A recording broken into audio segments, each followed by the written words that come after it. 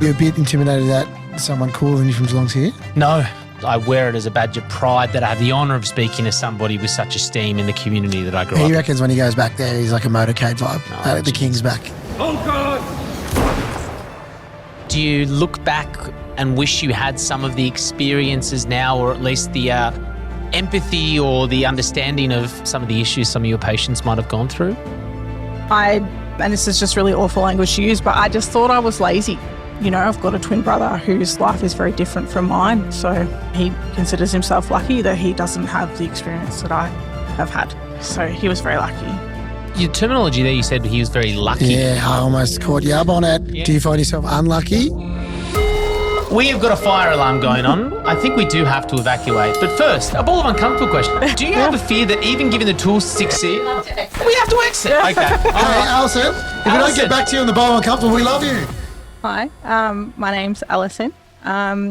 So I'm a wife and a mum. I'm 33 and I live with 2 disabilities. So I was born with cerebral palsy, and in 2017 I had transverse myelitis. Shout out to Heath Davidson, my doubles partner, also Heat had up. transverse myelitis. He had it when he was a little kid though, so they didn't know what was going on. So it kind of, the sooner, can you tell us what it is? And the sooner you get Yeah. onto it, the better. Is that right? Yeah, pretty much. So it's an infection in your spine, and the sooner you receive treatment, it's thought, you know, the lesser the impact on your spinal cord and the subsequent injury. So it eats away at your nerves in your spine and that, and then it leaves you paralysed. Is that correct? yeah, pretty much. Yeah. How do you get it? They thought that I'd had a cold and it basically got in the wrong spot. So funny how. Yeah. So nothing combined to being born with cerebral palsy? No. So not related at all. Just, I guess, a bit unlucky, or depends on your perspective, I suppose. Well, what's your perspective? My perspective is that despite the challenges, it's had a really positive impact on my life. So Did you get noticeably more disabled? yeah, heaps. What talk us through a bit about your level of cerebral palsy, Yeah, sure. and then how it changed when you got TM. Yeah, TM. Yeah.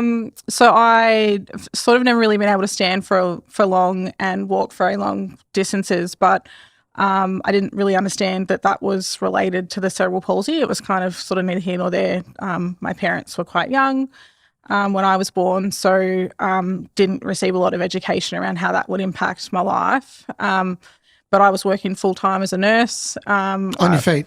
Yeah, Oh, yeah. so you had minor CPAP. Okay, cool. Yeah. So the impact was pretty minor. And I went to bed with a sore back one day and woke up the next day and couldn't feel anything from the waist down. Wow, had you already pumped out a few kids by then? I had 2 of my 3 children by then. I love it. Yeah. I love it when people say pumped out a few kids. I've got a Yeah, I second wish child. it were Junior. that easy. I still like that terminology, but I can understand like it's a bit more than that. But I love it. I actually. But probably were that So easy. you had 2 kids at that point. Yeah. Yep. Jeez, big U-turn in life. How was that? Massive. Yeah. Look, it was hard because they were little. Like they were about 4 and 1 at the time. So they couldn't really understand what was going on. But I guess the benefit to that has been that for them it's my normal now is, you know, living with a wheelchair. So I guess fortunate in that they were young so that they don't recall any other way. They're going to grow up not knowing mum ever sort of walking, yeah. You recall the other way. So how were you regarding that? It feels like forever ago now. Well, this is why we got 35 minutes to deep into it. Welcome to the podcast. I think initially I took it on. I'm a pretty pragmatic person. So first it was, you know, it was just sort of this thing that was happening and there wasn't really anything I could do about it. So just sort of had to get on with it. I found it more challenging probably in the years following, you know, being in an accessible house and trying to figure out living. I'm an ambulant wheelchair user, so I can still stand and walk. And so trying to find that balance between you know, getting up and walking and doing stuff for my kids and using my chair. And I've had to use the chair more as the years have gone on. So that's probably been the biggest adjustment, not so much parenting from a wheelchair, but I mean, just life in general. Just access for yourself. Yeah. So I had to move out of a house and find something a bit more accessible. Was it a SDA approved house, or was it just one that sort of fit your mobility issues a bit better? We were renting, so it took us sort of a series of rentals to really get the hang of it. And we're in the most successful property that we've been in. I only recently got SDA approval, so we're waiting for that house to get built now. Oh, cool. Yeah. And where is it built? Where are you? Be in Charlemont, blocks in Charlemont. Where's that, near Geelong? Yeah. Have you been to Geelong before? Dylan, let me tell you the conversation that's about to happen. Here he is, the king. Dylan's going to say, oh, Angus, you're now the third most famous person in the disability community out of, because he's going to say Kelly Cartwright, and he's going to say you, Alison, and then he's going to say There's heaps of more to say famous people than that. Oh, maybe I'm fifth or sixth. But yes, I am a proud G-Town person as a you, Alison. Are you a bit intimidated that someone cooler than you from Geelong's here? No, I wear it as a badge of pride that I have the honour of speaking to somebody with such esteem in the community that I grew up in. He reckons when he goes back there, he's like a motorcade vibe. The king's back. Just asking about it. They put it in the newspaper? Or? Oh, no, he goes, he's come back. The prodigal? Yeah, the prodigal son. Prodigal son's home. Yeah, no. Not Paddy Dangerfield, it's bloody you. Well, I mean, the funny thing is, Dylan, I like to think that we have sarcasm, but we had a wonderful, I think his name's Toby, and Toby, I know you watch or listen. Toby has autism and does miss a lot of sarcastic cues. And so he was wondering what made me the king of Geelong. Oh, Toby, I love that. Because Toby didn't understand the sarcasm of the conversation. Thank you, so he's like, being honest. Yeah. do you have the keys? Like, what makes you the king? Is there a crown? Like, what is it? No, Toby, that is sarcasm from Dylan Alcott. Well, it's not all sarcasm, Toby. All right, that's part of it is true. The Angus thinks there are facts in there. Yeah. With the background in nursing and in the medical field, do you think that helped with your diagnosis, or your life in a chair, because you've at least had some experience around people being chair users? Well, my first ever job, actually, I was a disability support worker, and I worked with people who had were paraplegic or quadriplegic. So there was something sort of familiar in that. I had a bit of insight, I guess. But yeah, I don't know if there's anything that can prepare you for it. I feel like the learning curve for me is sort of still ongoing. I'm still sort of figuring out, access is probably the hardest thing, working out how I'm going to manage and drive and fit everything in. Yeah. You've worked in disability support. You've also worked in nursing. But with the lived experience of now being in a chair, do you look back and wish you had some of the experiences now, or at least the empathy or the understanding of some of the issues some of your patients might have gone through? Oh, definitely. Like, I could honestly say I had no idea, no clue. My family and I actually now own and operate a disability support provider in Geelong. So we've been able to, use the things that we've learned to hopefully try and, make things easier for other people. mychoicegroup.com.au. Yeah. There you go. There's a plug.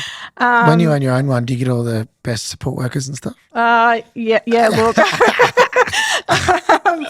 I probably shouldn't say that, but look, some of my family work in rostering, and Hey, hang on. You do the hard, do all the work, so fair enough. Also, what is your support worker's name? I'm sorry. Julie's here with us in today. the corner, just pumping up the roof as well, loving that she's been named as maybe the best support worker here. Yeah, she's one of the best, that's for sure. But no, they're all share the great. roster. Get Julie around. How do your kids go? So, am I right in saying they were 1 and 4 when you first had TM? Yep. What are their ages now? So I've got a 10-year-old, a 7-year-old, and a 2-year-old now. Okay. So how did they go with mum being in a chair? Have you kind of had to, educate not so much them because they've got the lived experience of mum, but maybe how other kids might perceive mum in a wheelchair? Yeah. I mean, they go to a school that's really great, actually. It's combined mainstream and specialist school. So they get that exposure every day that they're at school, which has been really great. So there seems to be quite a lot of acceptance in the school community. And my oldest two, they're autistic. So they're also very pragmatic and concrete. So for them, things just kind of are. And I think, their lived experience gives them a bit of confidence to be able to speak up about it as well, which is pretty cool. Shows how cool the NDIS is, because you ought to say, well, you got 2 autistic kids. 20 years ago, you're getting not much help. Yeah. Life would be very tough, and we obviously always hear the negative crap about the NDIS, but not the awesome positives of it, as well, and the support that you get. What about when you were nursing? Did you disclose that you had cerebral palsy? No, I didn't actually. And I think for me, that sort of came out of and this is just really awful language to use, but I just thought I was lazy. Like if I were fitter, I could stand for longer and walk longer distances because I'd not been raised with awareness of having had CP and how that would impact my life. Did you know though you had it? I knew that I had it, but Okay. I didn't understand it. Okay. My parents were really young when How young were they? 23 and 25. Okay. My dad likes to tell this story about, so I've got a twin, and we were born at 28 weeks, which is how I ended up with the CP. But my dad tells this story about some footballer, sorry, I can't remember who it is, who had twins a couple of months before we were born, and the twins actually were born at the same gestation and passed away. So my mum and dad often talk about how the medical system was very much like, like you're lucky they're alive, just get on with it. Okay. Yeah. So is your sister got a disability? I have a twin brother, and Does he doesn't know. So he was very lucky. Your terminology there, you said he was very lucky. Yeah, I almost caught you up on it. Yeah. Do you find yourself unlucky? But don't pull yourself like you. I don't want you to feel like we're pulling you up on it or anything like that. But it is interesting to hear somebody who has CP and has been with a disability your whole life. I mean, only in the last 6 years, a chair user because of TM. But Definitely don't feel bad that you said that. It's just interesting use of language. Why do you think that came out? I think for me, it's sort of part like growing up in a family where that was the terminology used. That I think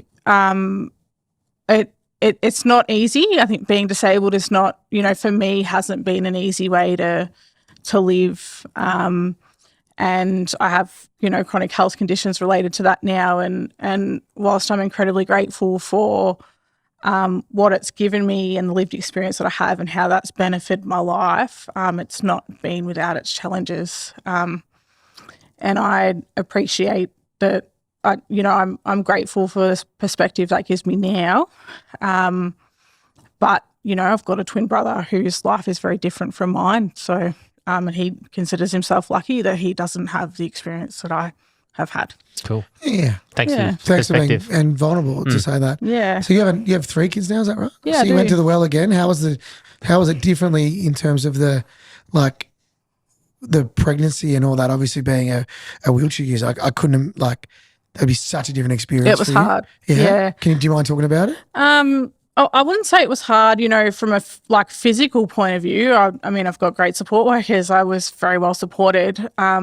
It was more that the high level of interaction with the medical system that I had to have, where there was not a lot of understanding about how my disability meant that my needs were different. My son was born at 29 weeks, and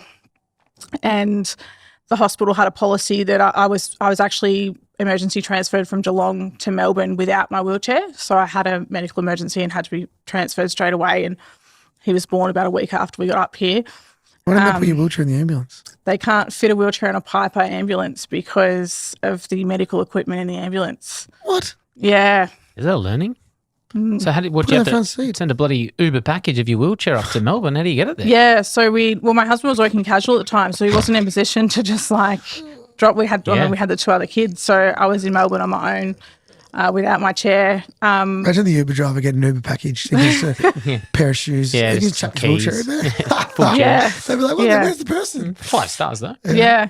So that was probably the hardest thing about it all, honestly, was that I got to day 3 at the hospital after he was born. They were like, oh, well, everyone gets discharged on day 3. And I was like, yeah, I need my chair.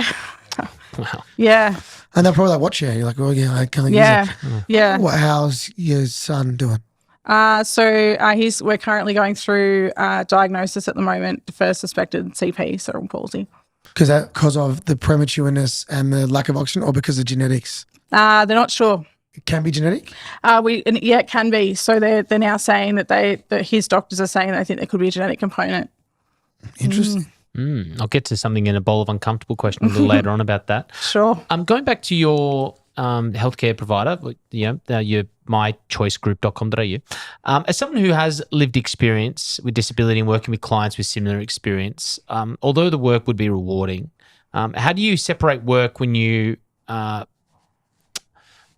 do you advocate for somebody be proud of their disability in that work when you yourself are still coming to terms with that yourself, if that makes sense?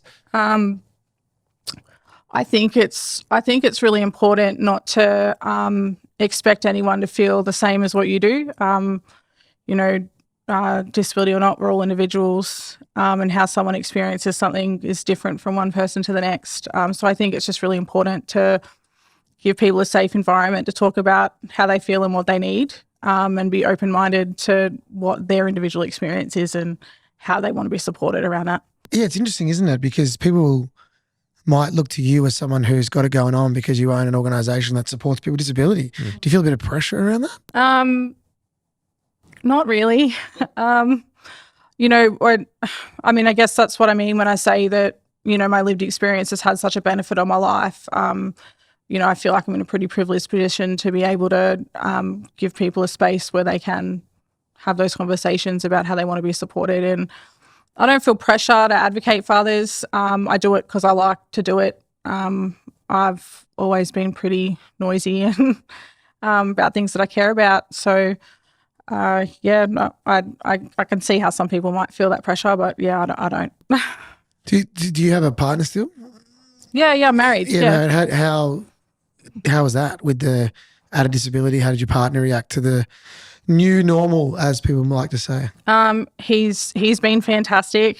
Him and his family, our extended family. I don't think you could ask any more of someone. I mean, you make those vows for better or worse, and it truly has been there for. Is for he the involved in My Choice Group? No, he actually works for a smaller organisation in Geelong. It's called Huddle Community Services. Around disability? Sorry? Around disability. Yeah, he's a support coordinator. Competition now, so who's got a better company? Whoa. Punch over the dinner table. Someone's got spray paint down half the house. Don't come over my hang line. on. Saturday and Sunday, you take it off so you can be a family unit again. He's a support coordinator. So, his experience has led him into working in disability. He was a butcher before that. So, how can there be that many? There's only about 10 people in Geelong anyway. Population. How dare you? As someone, as a parent myself, I think I think more importantly than my own personal experience is Steph Agnew's story. One of our first ever interviews we ever did, it's like episode 4. And we talked about her becoming a parent one day. Her dream is to become a mum. And she said that, even if there is a hereditary risk of there being a chance of her child having the same condition that would lead them to be blind at some point in their life, she still believes that choice is hers to make because her life is beautiful. And I always reference it. That sentiment has always stayed with me, that her life is not nothing less because she has a disability, whereas a lot of people outwardly would think it's kind of selfish for you as a mother to think that you could have a kid, with the chance of passing on CP. What is your experience with that decision? And at any point, with your 3 kids, did you and your husband have that conversation about, I'm saying the risks, and I'm using my little inverted commas, involved in pregnancy and childbirth? So we didn't know, we still don't know for certain whether our son Oscar has got a hereditary form of CP. Initially, so when he was born, we knew he was going to be born early because of the medical issues that I was having, and that the thing the doctors were talked about was disability, and we had to sign a whole heap of really awful consent paperwork and things like that. We didn't feel like, and so we did have to have that sit down discussion, initially with the doctors and then on our own to kind of go, what do we do? Because he was potentially going to be born at 23 weeks, and so the doctors all they would talk about was his risk of having a disability like CP, and I'd had the transverse myelitis by that point, so my perspective was a lot different.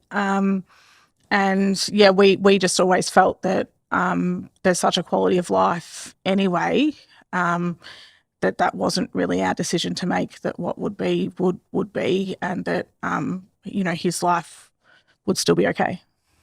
You talked about school before, that your kids go to a mainstream and specialised school combination. Yeah. Cool. Yeah. It is. It's amazing. People would be like, how does that work? I don't know what that is. Yeah. For anyone that doesn't know, mainstream school, normal, as you would say, yeah. And a specialised school is for people with disabilities. So around when I was born in 1990, you're disabled. There was an assumption you go to a specialised school because you're disabled. I went to mainstream school. The fact that they're combined is can you talk about some of the differences? So how they actually integrate people with disability and mainstream kids. How is it separated? How is it the same? Because it's a really cool idea. Yeah, so our kids' primary school, they're not separated. All the kids that are enrolled are in a class, whether they're enrolled as a mainstream or a specialist student. And so the differences are in how they allocate their teaching resources. Yeah. So like they've got government funding for teachers' aides and things like that, and how they allocate those resources is individual. It's based on the learning plan of the student. So so just for context, I had what is now called a teaching aide, used to be called a carer at primary school, and I had a young girl called Stephanie who had Down syndrome in the class, and we were just kind of integrated normally, but we both had our own. Oh, we shared one actually in the end.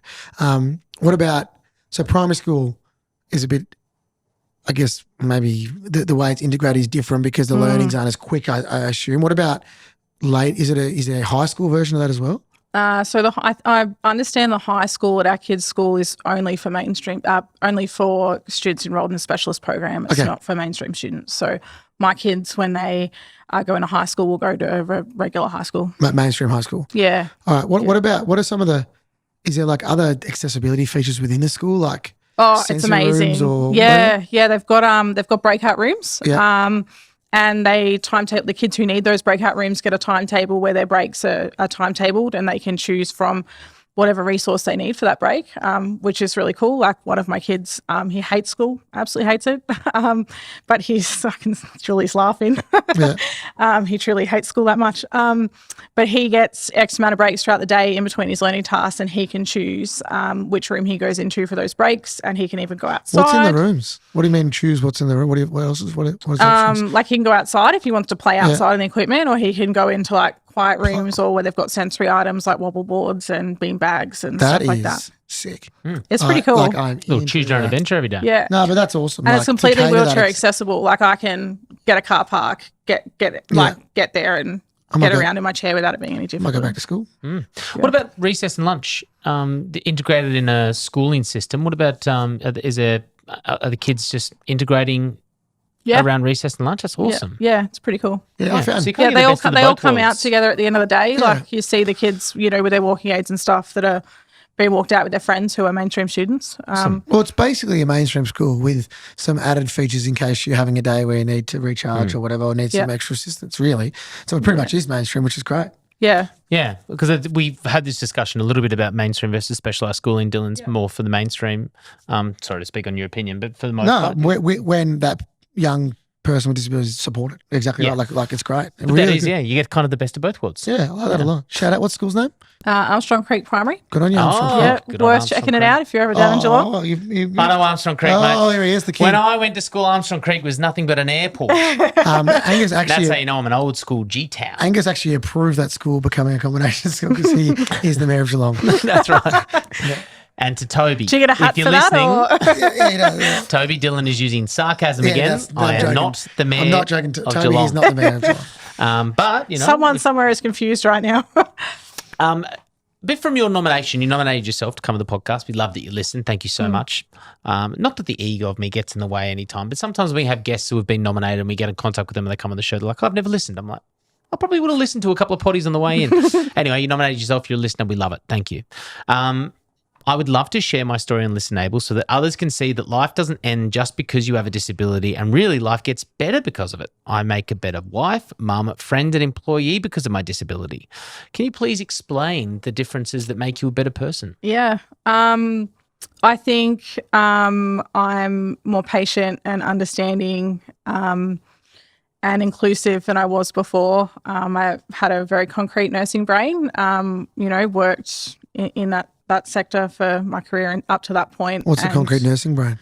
A very fixed mindset, apparently. Yeah. And just task going in and out. Yeah, very task orientated. You've almost got to be like that sometimes. Really, clinical to the point. And since, having the transverse myelitis, I've learned about things that I wouldn't have had exposure to otherwise, and I feel I'm more patient and understanding, and it's changed my career, it's changed my personal life. My family have learned more about disability because of my experience, and I wouldn't change a thing. Yeah, I wouldn't be who I am today without it. Do you miss nursing? No, not at all. Good. Not at all. I'm sure the patients miss you. Need more nurses out there. Yeah. Yeah, our nurses are great. I know Oh, yeah, know a course. lot of nurses. They're fantastic. But yeah, just not for me anymore. Ball of uncomfortable time. Yep. Ball of uncomfortable. You know what it is, Alison. I You do love know that. what it is. This is where people send us questions, usually anonymous. It's love Because when of someone listens to the podcast and we go, "Bob, I'm uncomfortable." You just had a full body reaction. Oh, jeez. Freddie- Jeez, they've called us off with the bloody... All right, well, let's wrap it up. We'll talk about this in the podcast. Here we go. We have got a fire alarm going on. I think we do have to evacuate. But first, a ball of uncomfortable question, Alison. Are we just going to do it through the alarm? Yeah, Let's go. we've got no other choice. We need Do to you hurry, have by the looks of it. Yeah, do you have a fear that even given the tools to succeed, we have to exit? Okay. All Hey, right. Alison, if we don't Alison. get back to you on the bar uncomfortable, we love you. Oh, Alison, we'll send you a video. We'll insert. You'll hear the video. Look, the serenity of no fire alarm. But yes, just me in the studio by myself because the fire alarm was a false alarm, as most of them are, but they must be taken seriously. So we did evacuate. Dylan did have to shoot off to his next thing, not knowing when the fire alarm was going to be cleared. There was a fire engine out the front. It's very serious. And of course, Alison had to take a trip back to Geelong as well. But we're okay. We do have a ball of uncomfortable question. Now, Alison is going to be nice enough to film this on her phone, but we will still have the answer. So, my ball of uncomfortable question for Alison is... There we go. Do you have a fear that even given the tools to succeed, your child may one day grow to resent you for the choice you made to become a parent, knowing the possibility of passing on your disability? I wouldn't say I feel fear. I can empathise that how every person feels about their disability is different. I'm hopeful that my son will be accepting of his own disability and succeed, and that he is well supported. I wouldn't say that I feel fear because I just feel that the range of emotions that can come with something like that is just human. Yeah, so I can't say it wouldn't be upsetting to me, but I would understand. Yeah. We're going to be back with another episode next week. Make sure you subscribe wherever you're watching this. Make sure you follow wherever you're listening to this. And we appreciate it. And we'll see you on the next one. Hopefully with no fire alarms. Fingers crossed.